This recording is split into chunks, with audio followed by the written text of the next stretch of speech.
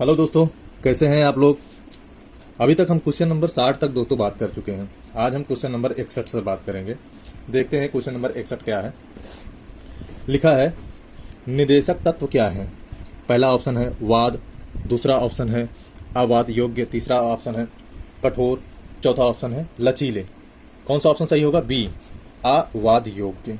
ये जो है दूसरा ऑप्शन इसका सही होगा, निदेशक तत्व। अब निदेशक तत्व के बारे में जान लेते हैं। इसमें क्या लिखा है। भारतीय संविधान में सामाजिक आर्थिक एजेंडे को साकारित करने के लिए वाद योग और अवाद योग्य दोनों तरह की व्यवस्थाएं समाहित हैं, जिसमें मौलिक अधिकार वाद योग और नीति निदेशक तत्व अवाद योग हैं। ठीक है दोस्तों, इसमें मौलिक अधिकार वाद योग्य होता है और नीति निदेशक तत्व अवाद योग्य होता है। ठीक है, अगला क्वेश्चन देख लेते हैं। राज्य नीति के निदेशक सिद्धांतों में से कौन सा अनुच्छेद प्रबंधन में श्रमिक भागीदारी को सुरक्षित करने की बात कहता है? कौन सा करता है बात, देख लेते हैं। पहला है अनुच्छेद 39 का ए, दूसरा आर्टिकल 38 का बी, तीसरा आर्टिकल 43 का ए, चौथा आर्टिकल 63। इसमें होगा ऑप्शन नंबर सी, आर्टिकल 43 का ए। ठीक है, आर्टिकल दोस्तों याद रखना। ठीक है, क्योंकि आर्टिकल बहुत सारे हैं, तो आर्टिकल को याद रखने का सही तरीका है, जैसे कि अगर राष्ट्रपति आप पढ़ रहे हैं तो राष्ट्रपति में आप देख लीजिए राष्ट्रपति का कितने से कितने आर्टिकल के अंतर्गत आता है। ऐसे आप याद करेंगे तो आपको बहुत जल्दी याद हो जाएगा। ठीक है, अगला क्वेश्चन देखते हैं। निम्नलिखित में से कौन सा नीति निदेशक तत्व है? इसमें ऑप्शन नंबर ए सही हो जाएगा, समान नागरिक संहिता। ठीक है, अगला क्वेश्चन। भारत के संविधान में उल्लिखित निम्न में से कौन सा अधिकार मानव अधिकारों की सार्वभौम घोषणा में उल्लिखित नहीं है?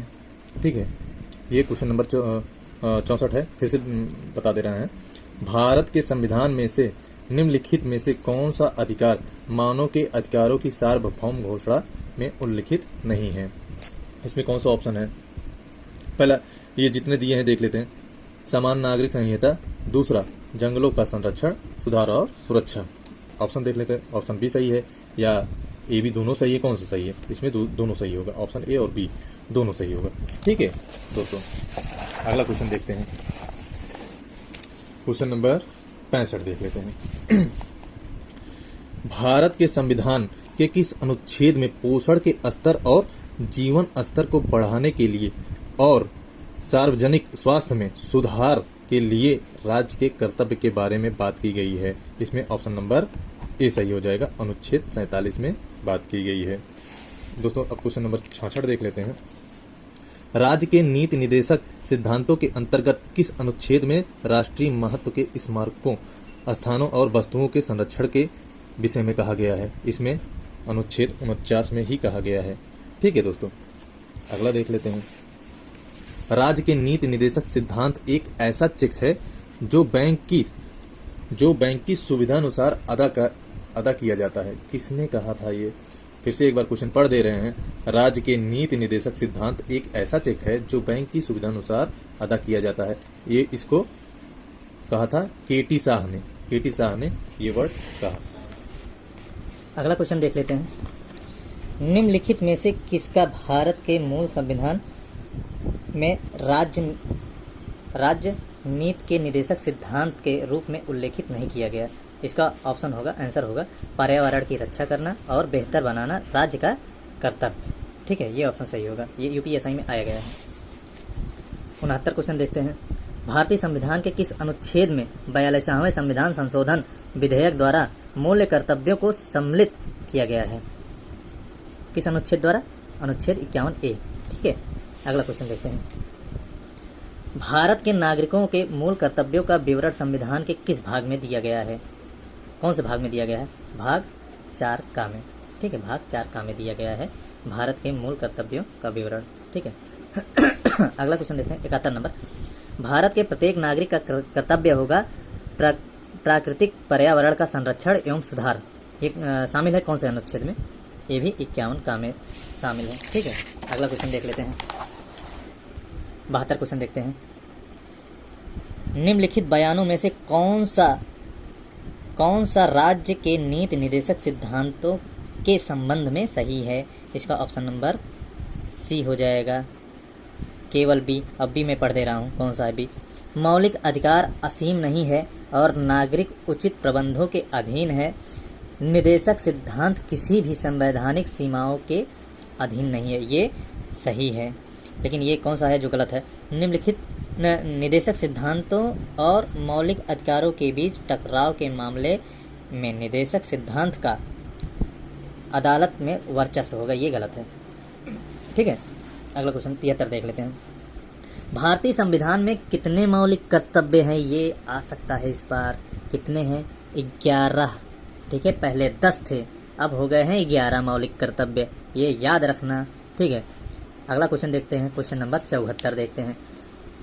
निम्नलिखित युग्मों में से कौन सा एक सुमेलित नहीं है? कौन सा नहीं सुमेलित है? मूल कर्तव्य, ये भाग 5 में नहीं है। ठीक है, यही सुमेलित नहीं है। बाकी कौन कौन सा सम्मिलित है? भाग 2 में नागरिकता है, भाग 3 में मूल अधिकार है, भाग 4 में राज्य के नीति निर्देशक तत्व हैं, जबकि भाग 5 में मूल कर्तव्य नहीं है। ये भाग 4 का है। ठीक है, जिसमें जो है मूल कर्तव्य है। अगला क्वेश्चन देख लेते हैं, 75 देख लेते हैं। भारत के संविधान में शामिल राज्य के नीति निर्देशक सिद्धांतों की अवधारणा किसके संविधान से ली गई थी? ये आयरलैंड से ली गई थी, इसको याद रखना। ठीक है, अगला 76 देख लेते हैं। संविधान का कौन सा भाग राज्य के नीति निर्देशक सिद्धांतों से संबंधित है? कौन सा भाग संबंधित है? भाग 4। ठीक है, इसको भी याद रखना। अगला क्वेश्चन देख लेते हैं, 77 देख लेते हैं। हमारे संविधान में निर्देशक सिद्धांत क्या होते हैं? कानूनी अदालतों द्वारा अप्रवर्तनीय है। ठीक है, यही ऑप्शन सही है। अगला क्वेश्चन देख लेते हैं।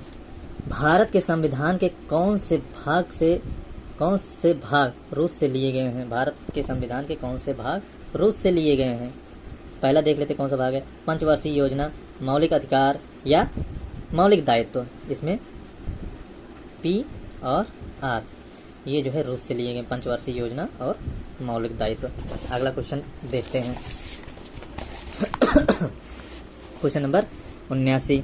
निम्नलिखित में से कौन सा वक्तव्य अंतर्राष्ट्रीय शांति और सुरक्षा की अभिवृद्धि के उद्देश्य से भारतीय संविधान में स्थित राज्यों के नीति निर्देशक सिद्धांतों में विनिर्दिष्ट रूप से उल्लिखित हैं? राज्य को प्रयास करना होगा। पहला क्या ऑप्शन है? अंतर्राष्ट्रीय विधि तथा संधि बाध्यताओं के प्रति आदर बढ़ाने का। दूसरा कौन सा ऑप्शन है? अंतर्राष्ट्रीय विवादों को मध्यस्थता द्वारा निपटारे के लिए प्रोत्साहन देने का। तीसरा क्या है? परमाणु निरस्त्रीकरण और पहला हमला नहीं नीति को प्रोत्साहन देने का। इसमें कौन सा है? ए और बी दोनों सही है, बाकी सी जो है ये गलत है, बाकी ए और बी ये दोनों सही है। ठीक है, ये यूपीएससी में आया हुआ भी है। अगला क्वेश्चन देखते हैं, क्वेश्चन नंबर 80 की तरफ बढ़ते हैं। भारत में राष्ट्रपति का निर्वाचन किस प्रकार होता है?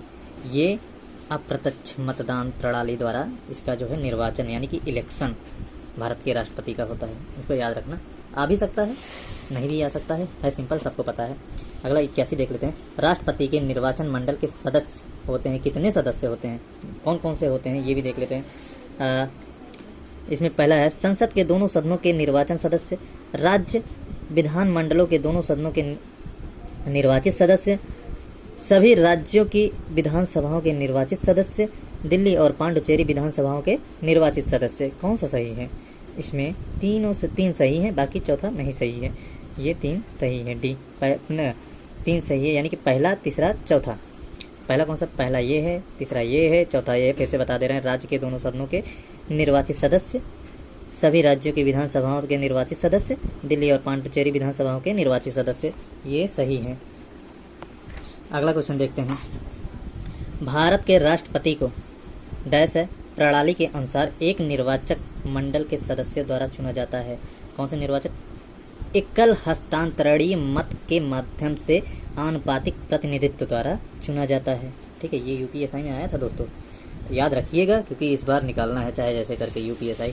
ठीक है, बस जान लगा के पढ़िए और कुछ मत करिए। 3-4 महीने जो भी हैं पढ़ लीजिए। एक क्वेश्चन आज का ये लास्ट क्वेश्चन है 83 नंबर, ठीक है, क्योंकि आज मेरा थोड़ा गला में जो है प्रॉब्लम है, बोल नहीं पा रहा हूँ, 2 दिन से तबीयत खराब थी। देख लेते हैं ये आज का लास्ट क्वेश्चन है।